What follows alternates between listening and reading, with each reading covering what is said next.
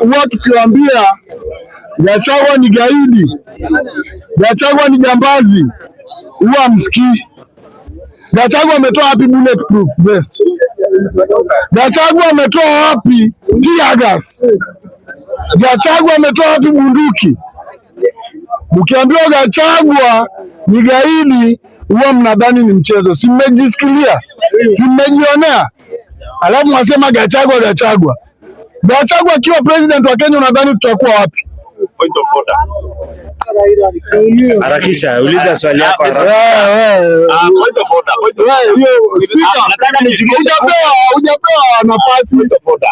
Please, kindly. Ningekuwa nimemalizia. Nataka niseme na nijulishe wananchi, kuna tofauti ya bulletproof na stab-proof. Wakati uko na anything ambayo inaweza kuzuia, kama wewe ni fundi, unaweza kuwa na helmet, wewe kama unaweza vaa safety boot.